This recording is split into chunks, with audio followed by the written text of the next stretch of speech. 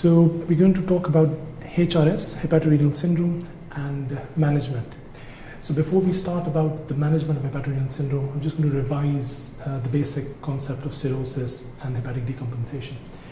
People who have cirrhosis, and if they're well compensated, they have median survival of more than 12 years.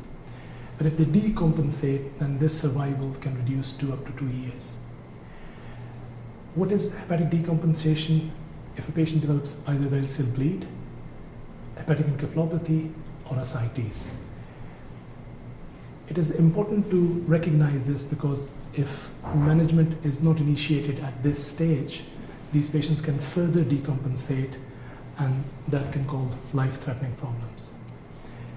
What is further decompensation? If a person gets recurrent variceal bleed, they could develop refractory ascites or develop hyponatremia and then HRS. Okay. Now, what causes a person to further decompensate? It's mostly worsening of the vasodilatation, which is triggered by infective processes, i.e., in most cases, SBP. So what I would like now to do is to just basically talk about the basic pathophysiology in patient with cirrhosis.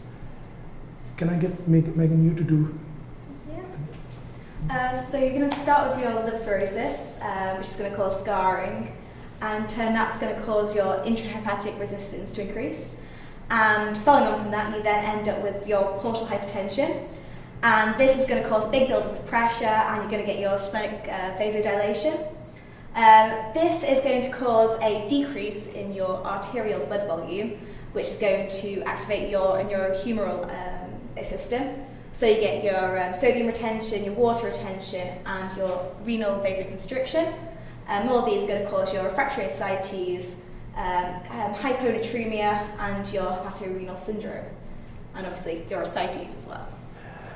Thank you. So there are two important things that we also have to bear in mind. So the processes such as GI hemorrhage, diarrhea, or overdiuresis can also aggravate the process of decreased effective arterial blood volume. And if a person is either on vasodilator or if they've had large volume paracentesis without albumin, that can also cause problems with the systemic vasodilatation.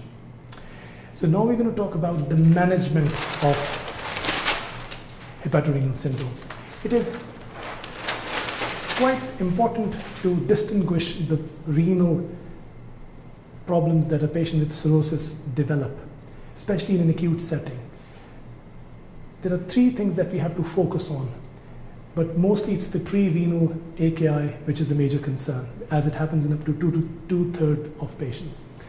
Renal problems is about 1/3 of the cases, and very rarely they can also have an obstructive or post-renal problems. So the three main problems that we face in patients with cirrhosis are acute tubular necrosis, pre-renal renal azotemia, and hepatorenal syndrome. Now, it is important to understand because these two, hepatorenal syndrome and pre-renal azotemia, is functional kidney problems, whereas ATN is a structural kidney problems. Do you understand that? Mm-hmm. And it is again important because the treatment depends on the etiology of the AKI. In a patient who have intrinsic renal disease would not benefit from vasoconstrictor or fluid resuscitation. We will have to consider strongly dialysis in such patient groups. With functional kidney problems in patients with cirrhosis, i.e. pre-renal azotemia or hepatorenal syndrome, the treatment is mainly around volume expansion. And if they respond to the fluid management, it's mostly pre-renal azotemia, which again happens 2/3 of the cases. But in 1/3 of the cases, if despite fluid resuscitation they do not improve, then we have to consider hepatorenal syndrome, which is essentially a diagnosis of exclusion. From liver medicine, we know that there are tests which represents the structure of the liver, and then there are tests which represents the function of the liver. With the kidneys, there are tests which represents the functions of the kidney, i.e. serum creatinine, but there are no tests which represents the structure of the kidneys.